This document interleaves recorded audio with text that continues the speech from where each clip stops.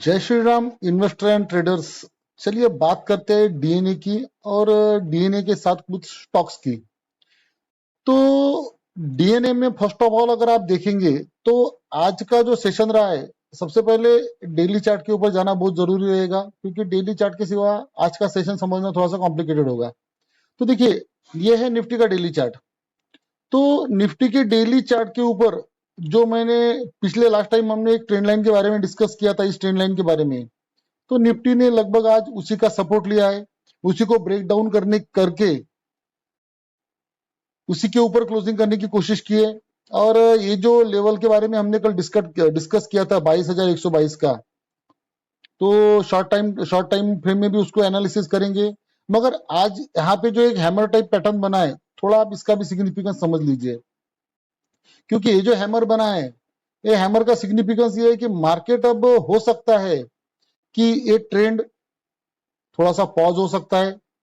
और पॉज होने की वजह ऐसी है कि टीसीएस के जो रिजल्ट है वो आज आएंगे शाम तक, और टीसीएस के जो Q1 के रिजल्ट है उसके ऊपर मार्केट का अगला मूव एंड निफ्टी का अगला मूव डिपेंड करेगा, क्योंकि उसी की वजह से आज टोटल आईटी सेक्टर डाउन रहा। आईटी सेक्टर के साथ साथ अगर बाकी की चीजों को आप अगर समझेंगे तो बाकी के चीजें जो आईटी के सेक्टर थे वो सभी के सभी ट्रैक डाउन थे। और मेजर आईटी स्टॉक्स भी आज थोड़े नीचे रहे।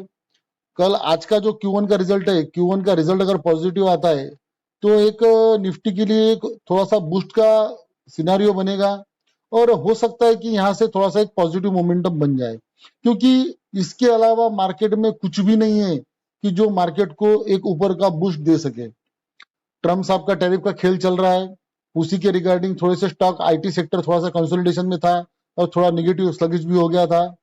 इन सभी चीजों को देखते अब Q1 का रिजल्ट कैसे आता है और उसके बाद में फिर से एनालिसिस करेंगे। तो फिलहाल एक हैमर टाइप का इन्वर्टेड हैमर पैटर्न बना है, और एग्जैक्ट अपने लेवल के ऊपर ही बना है, जो कि लेवल के बारे में हमने डिस्कस किया था 22,122 का, उसी के आसपास की क्लोजिंग देने की कोशिश की है।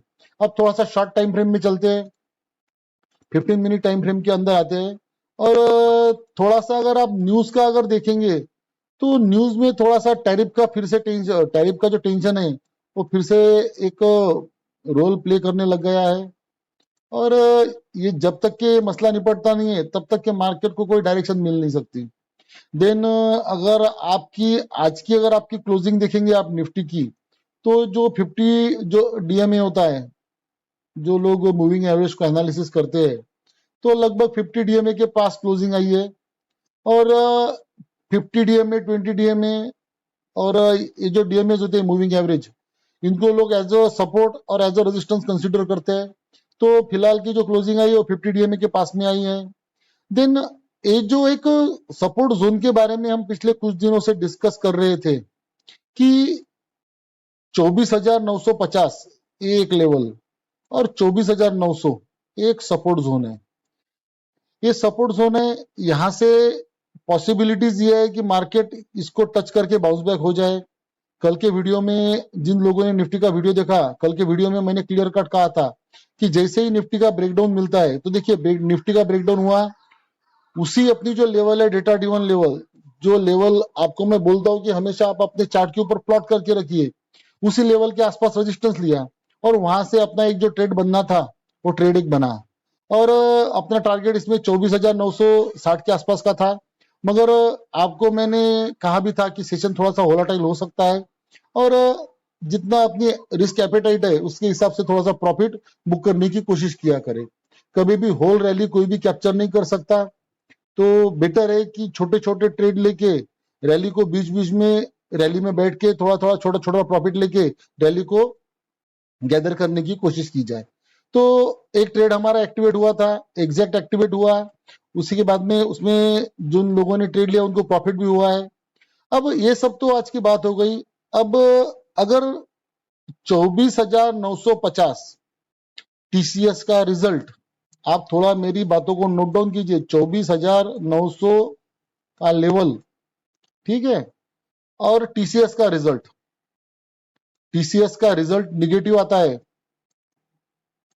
ठीक है, टीसीएस अगर निगेटिव आ गया और 24,900 का लेवल टूट गया तो मार्केट करेक्शन के फेज में जा सकता है और आपको 24,650 के लेवल भी दिख सकते हैं। ये लेवल दिखने के चांसेस आपको है। अगर ये दो चीजें, अगर एक पहली चीज ये और दूसरी चीज ये, दो चीजें अगर हुई मार्केट में तो ये लेवल आपको दिख सकते हैं। देन यहां से अगर निफ्टी यानी बैंक निफ्टी टीसीएस अगर इनकेस इसके अलावा अगर पॉजिटिव हो गया, ठीक है, पॉसिबिलिटी दोनों भी है, टीसीएस अगर पॉजिटिव हो गया तो यही लेवल जो जिस लेवल के बारे में हम बात कर रहे थे 24,122 और ये जो जोन है 24,950 का, ये एक एज अ सपोर्ट जोन काम कर सकता है और यहाँ से मार्केट एक ऊपर की रैली ले सकता है। तो ये एक सिनेरियो है। इन सभी सिनेरियो के ऊपर आप नजर बना के रखिए। और जो अपने डेटा ड्रिवन लेवल है, कल अगर टीसीएस के रिजल्ट पॉजिटिव आते हैं तो कोई भी ट्रेड लेने की गड़बड़ी मत कीजिए जब तक कि 25,200 का लेवल ब्रेक नहीं होता। 25,200 का लेवल अगर ब्रेक होता है तो पहला ट्रेड हमारा रहेगा 25,300 तक और वो 350 तक रैली एक्सटेंड हो सकती है, यानी 25,300 एक मेजर हर्डल रहेगा। तो ये रैली अगर आपको मिलती है 25,200 के बाद में तो इस लेवल तक हम एक ट्रेड को कैरी कर सकते हैं एक्सपायरी तक। तो पहला टारगेट हमारा जो डेटा ड्रिवन लेवल है हमारी वो रहेगा। सेकंड टारगेट अगर यहाँ से मिलता है हमें तो सेकंड टारगेट हमारा ये रहेगा जो कि रहेगा 25,408 के आसपास, मगर हम 25,300 के आसपास ही प्रॉफिट बुक करना पसंद करेंगे। अब देखिए सेक्टोरियल व्यू अगर कंसिडर किया जाए तो सेक्टोरियल व्यू में आईटी टैरिफ की टेंशन की वजह से आज डाउन रहा। निफ्टी आईटी अच्छा खासा डाउन रहा आज। और इसी के अलावा दिन ऊपर जाने वाले जो सेक्टर है उसमें एक सेक्टर रहा रियलिटी सेक्टर अच्छा खासा है, अच्छी खासी क्लोजिंग दी है उसने। और देन आफ्टर अगर सेकंड सेक्टर अगर कंसीडर किया जाए तो वो था मिड कैप का। मिड कैप और स्मॉल कैप ने देखिए एक सपोर्ट के लेवल से अच्छी खासी बाइंग आई है और जो फोकस है वो निफ्टी से हटकर अब स्मॉल कैप और मिड कैप के ऊपर गया है, एफआई और डीआईएस का। तो थोड़ा आप इन सभी सिनेरियो के ऊपर नजर बना के रखिए। स्टॉक्स की अगर बात करेंगे तो स्टॉक्स हमने कल बात किए थे कुछ स्टॉक्स के बारे में। कल हमने बात की थी वीआर लॉजिस्टिक्स के बारे में। तो वीआर लॉजिस्टिक्स जो स्टॉक टॉक में हमने बात की थी तो वीआर लॉजिस्टिक हमारा एक्टिवेट हुआ नहीं। देन नेटवेव टेक्नोलॉजीज के बारे में बात की थी तो नेटवेव टेक्नोलॉजी भी फिलहाल एक्टिवेट नहीं हुआ है, तो आप एक्टिवेशन के लिए वेट कीजिए। देन आफ्टर थर्ड स्टॉक जो था हमारा वो था पिरामल। देखिए पिरामल हमारा एक्टिवेट हो चुका है। पिरामल हमारा जो हमारी बाइंग लेवल थी 1230 की, तो बाइंग लेवल के ऊपर एक्टिवेट हो चुका है और लगभग आज उसने 70 पॉइंट का एक मूवमेंट आज दिया है। तो 60 पॉइंट का मूवमेंट दिया है। तो पिरामल में आप जो लोग है वो थोड़ा ट्रेड को कैरी कर सकते हैं या फिर थोड़ा प्रॉफिट बुक कर सकते हैं। देन आफ्टर अगर बात करें कल कौन से स्टॉक मोमेंटम में रह सकते हैं तो कल की डेट में आप जस्ट सेकंड, कल की डेट में आप थोड़ा सा हेज लिमिटेड के ऊपर नजर बना के रखिए। हेज को थोड़ा सा आप अगर देखेंगे तो हेज लिमिटेड में आपको मोमेंटम मिल सकता है।